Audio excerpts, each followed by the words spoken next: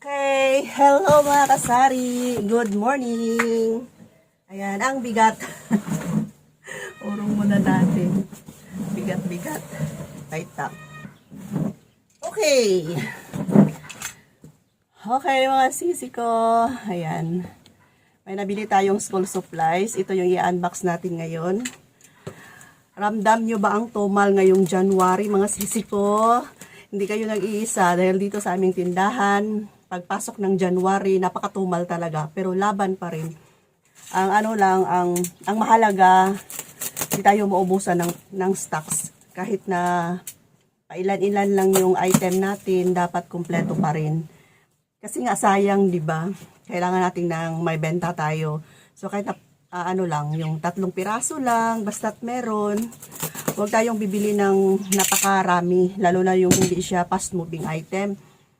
Para maiwasan yung pagka-expire. Kasi malugi tayo mga sis pag ma-expirean tayo ng mga item. Kasi magkano lang naman yung ating kita, 10%. Mas malaki ang mawala kung maabutan tayo ng expire. Kaya sa ngayon, limit lang tayo sa pamimili. Pero kapag fast-moving item, okay lang. Tapos itong mga school supplies, okay lang din kasi nga hindi siya ma-expire. Ang lang nito, kailangan safe siya na hindi siya mabasa. Kasi ang nito, kalaban niya ay mabasa. Okay, so ito lahat ay nagkakahalaga ng 5,000 pesos. Si Kuya Dave na lang yung inutusan ko kasi pagsasama pa ako, syempre mag-close ng tindahan. Ayan, sa Bisaya pa, nangiyawat. Ayan, so hindi na lang ako sumama para hindi mag-close yung tindahan namin. Open pa rin. Kasi Kuya na lang yung umalis. Tapos, pinadalhan ko na lang siya ng listahan. Meron tayo ditong Manila paper, 2 pack, tapos cartolina. Hindi ko na lang siya lahat ipalabas. May cartolina akong red at saka may black. Bumili ako ng red kasi 'di ba papalapit na yung Valentine's Day. Yung mga bata, ayan, may yan sila, may project yan sila, nagawa sila ng mga heart. So, mabenta ang kulay red na cartolina. Ayan, baka naubusan na kayo ng cartolina dyan na red. Mga sisi ko, bili na kayo. Sure yan na ngayong February, Valentine's Day, hahanapin yan ng mga kabataan. Next ay ang aking plastic cover. Ayan, 2 lang. And bumili din ako ng malaking illustration board. 1/4. Siguro 50 pieces to. Tapos, tingnan ko kung nakabili ba si Kuya Dave ng 1/8. 1/4 and meron din tayong 1/8. Tingnan ko kung meron ba. Lagay na natin sa likod. So, itong box na buksan ko na. Isa-isahin na lang natin na ipakita ko sa inyo. So, ito yung mga school supplies na mabenta dito sa aking tindahan. Sanay na kasi sila mga sis na dito sila bumibili kasi yung ibang tindahan wala silang benta ng school supplies. Okay, next item, envelope na plastic. Ayan, long to mga sisi ko. Ito yung ginagamit ng mga senior citizens na nilalagyan nila ng mga requirements. Kaya mabenta ito sa mga senior. Mga senior citizens dito sa amin.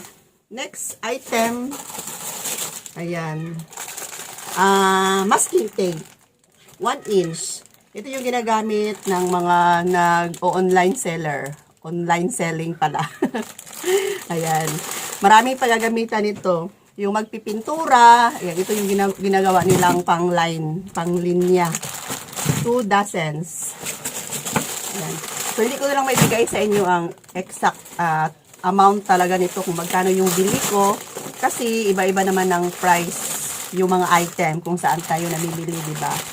Yan, 2 dozens. Ubos na talaga to sa aking lagayan. Wala nang, kahit na isa, wala na. Ito, packing tape. Mabenta din to. Packing tape na malaki. Ito, benta ko ng 50 pesos. So, ang puhunan nito nasa 42 siguro. 2, 4, 6. Dapat sana, 12 dozen. 1 dozen lang to 12. Na dapat 2 na lang na dosena yung binili ni Kuya Dave. Pero isa lang yung nabili niya. Sige lang. Utusan ko siya sa susunod. para madagdagan to. Mabenta to dito sa amin. Next item, gunting na ordinary. Buksan natin.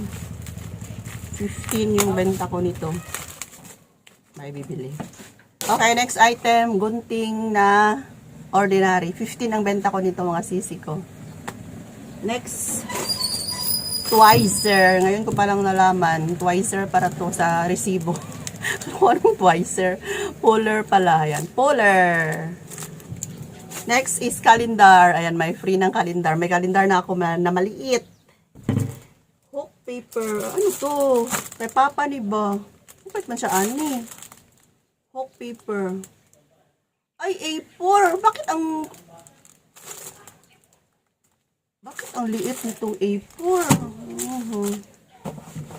Mali yung binigay sa kanya. A4 pala to, na dapat sana yung A4.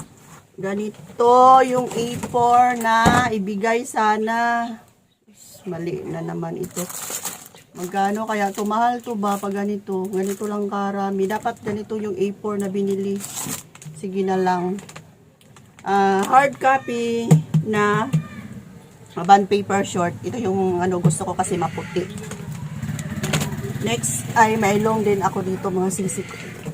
Ang bigat talaga pag school supplies. Ito, yan. Hard copy na long. Ang A4 sana, ganito din. Hard copy. Kaya lang hindi ko siya nalagyan ng pangalan na A4 na hard copy.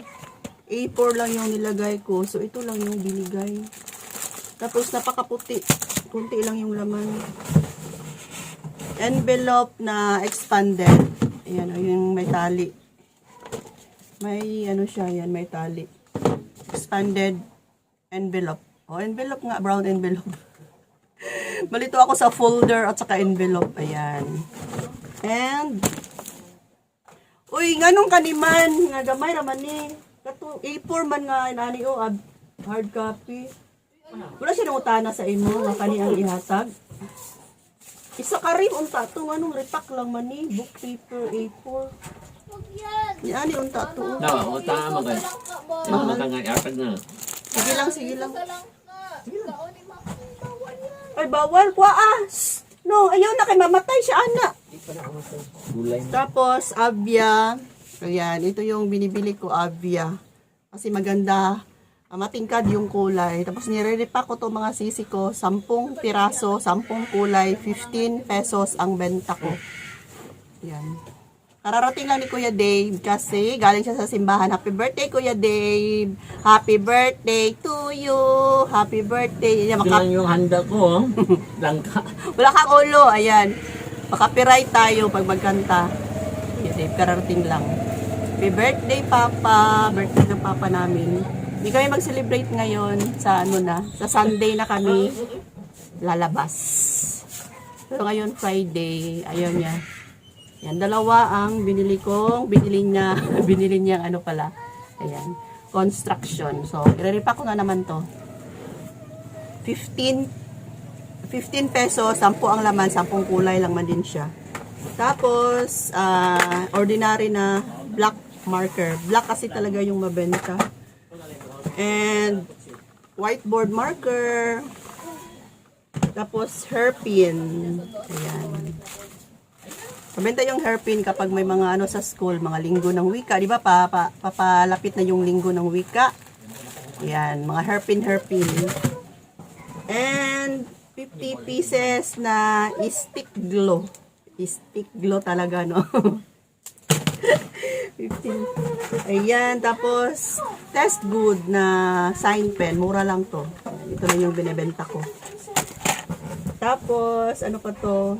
Folder na folder brown na long. Uy, wala akong short nito. Wala short. Tapos, may white din tayo. And, meron palang naadi ay ko 1/8 na illustration na meron pala 1/8. Yung kanina pinakita ako nung pinakaon na 1/4. Meron pala 50 pieces. Yan. So, check ko mamaya yung price nila kung hindi pa sila nagtaas mga sisi ko. Okay, so ito ngayon yung mga napamili ni Kuya Dave na mga school supplies. So gusto kong mabenta kasi yung school supplies talaga dito sa amin. Kasi sanay na sila na. Dito sila bumibili sa amin mga sisi ko. Yung ibang mga tindahan, puro lang kasi mga pagkain, binibenta. So walang mga ganito. Kaya, mabenta sa akin ang school supplies. Hindi man kagad maubos, pero at least, pag may maghanap, meron akong maibigay. Okay, so mga sisi, siguro ito lang muna yung update natin for today. At ako'y mag-display pa nito. Thanks for watching. Love you all. See you next vlog. Move on na tayo. Kung may mga hindi magandang pangyayari man ngayong pagpasok ng taon, positive pa rin tayo na ang lahat ng yan ay may reason kung bakit nangyari yan. Okay? So, ingat na lang po tayo palagi. Ingat palagi mga sisi ko. Love you all. Bye for now ulit.